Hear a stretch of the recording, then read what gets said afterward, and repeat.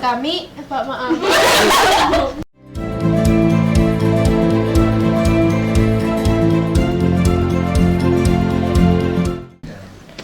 Assalamualaikum warahmatullahi wabarakatuh.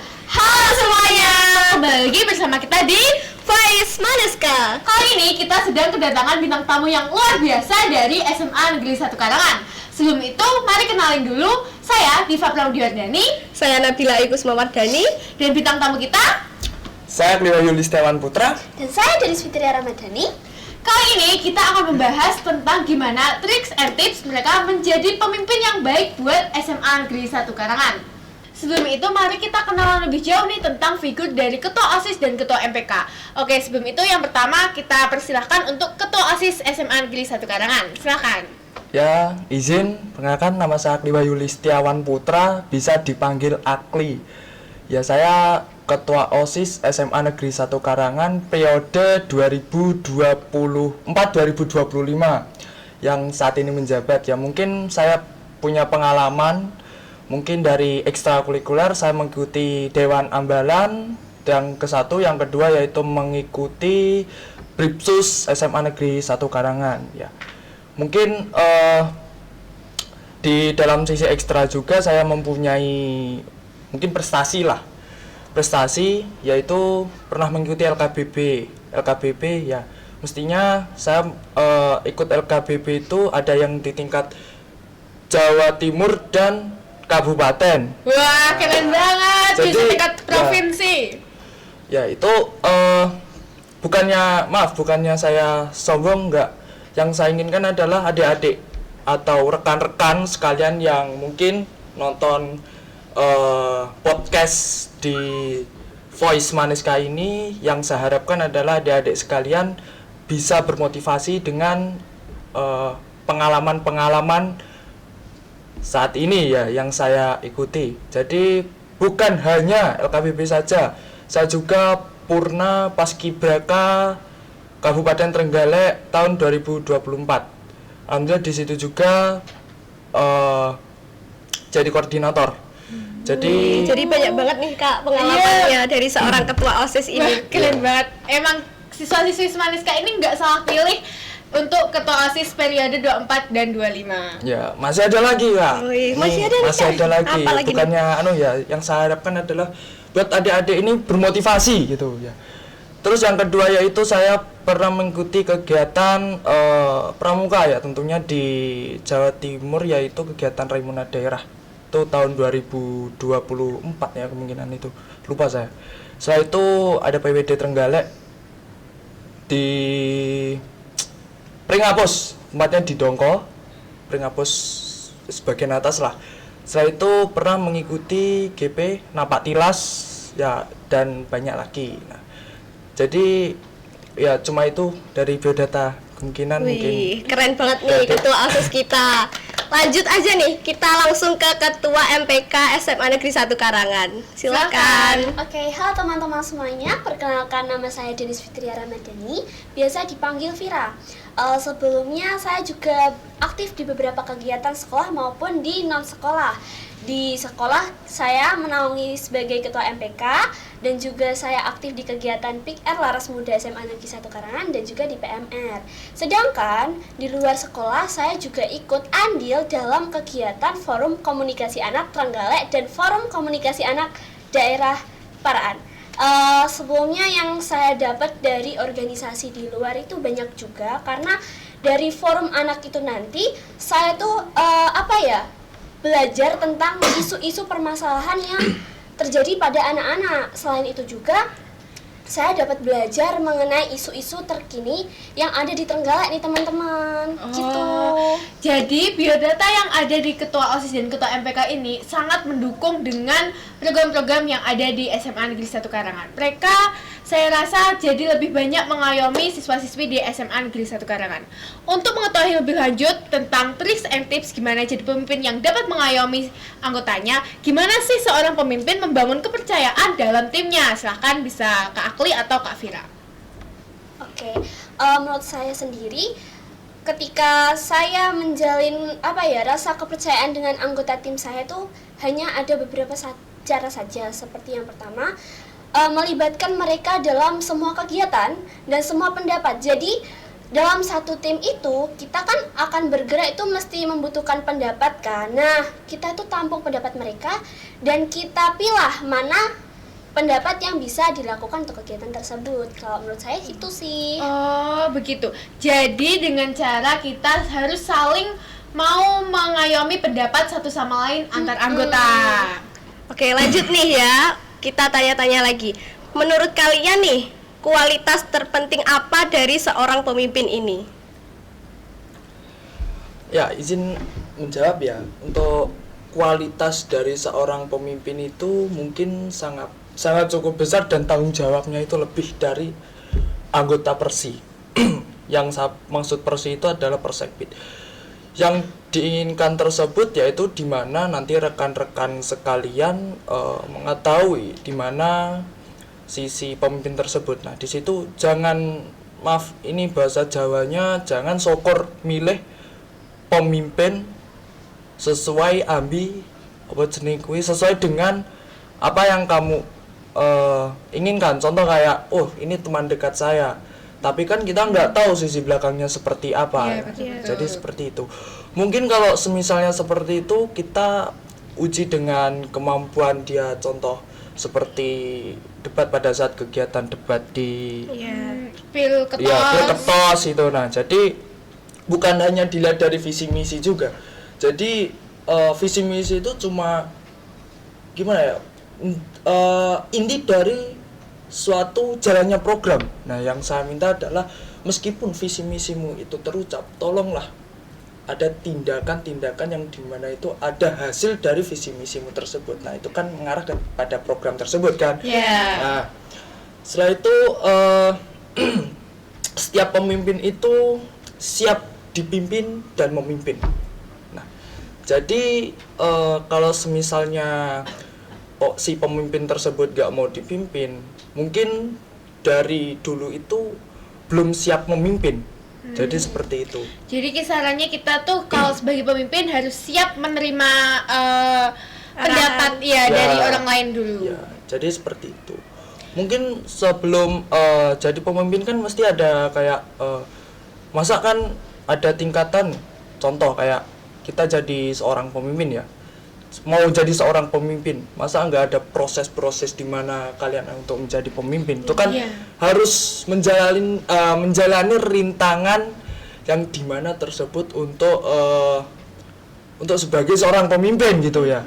Jadi butuh proses yang sangat luar biasa sekali, dan juga mungkin adalah proses-proses yang dimana untuk sebagai seorang pemimpin. Jadi seperti itu. Oke, jadi kualitas itu penting banget ya teman-teman untuk menjadi figur seorang pemimpin. Betul banget. Lanjut kepada topik kita hari ini.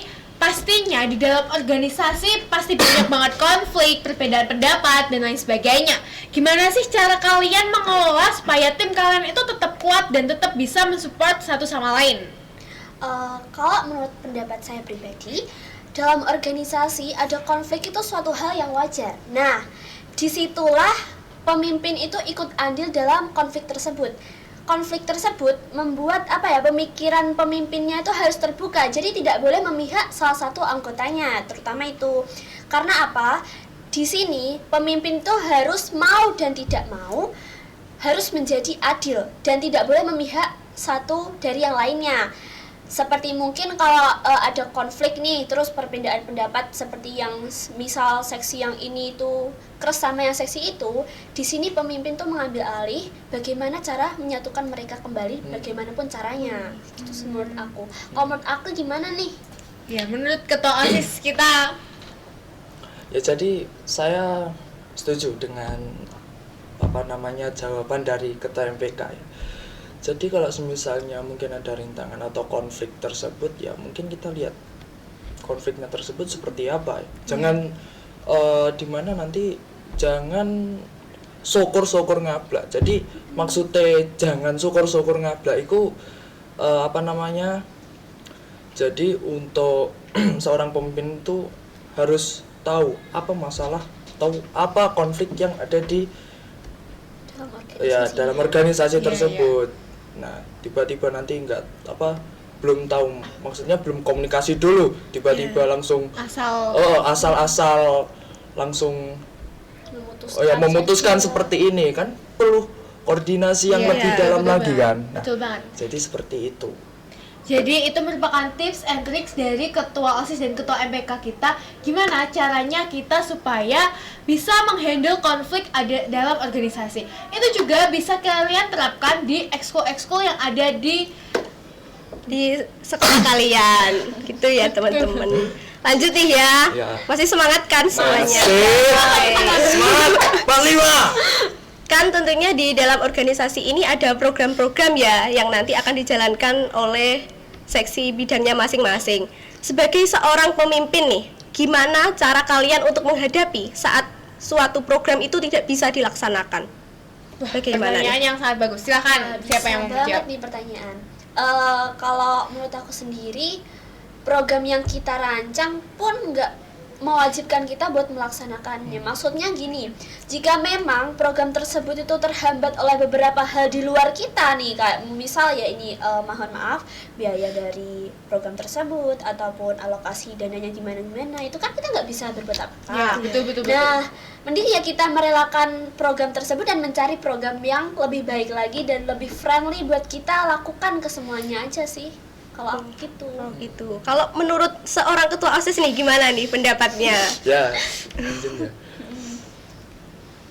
Menurut saya itu masalah program ini adalah masalah yang mungkin sering dialami kepada alumni-alumni sebelumnya, mungkin rekan-rekan ketua OSIS Kabupaten Trenggalek ya. Iya.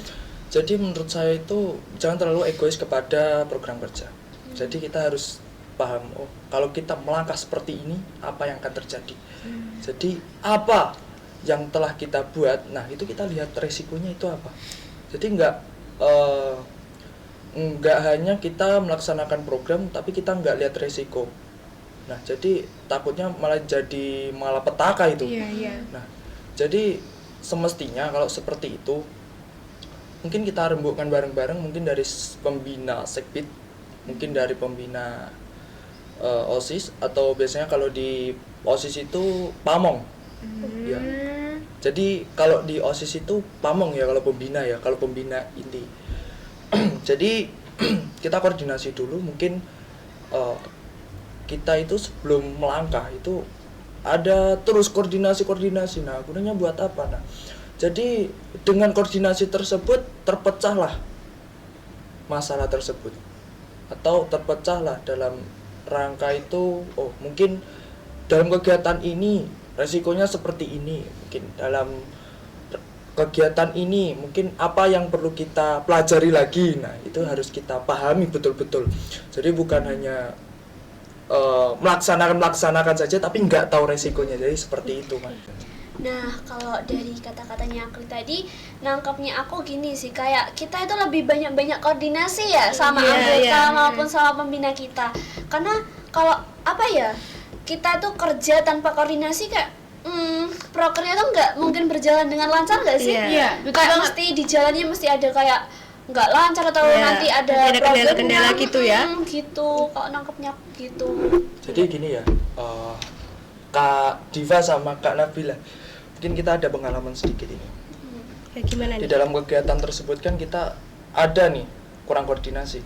Oh iya. Jadi kemungkinan kalau semisalnya seperti itu kan mesti ada risiko kan. Iya, pastilah.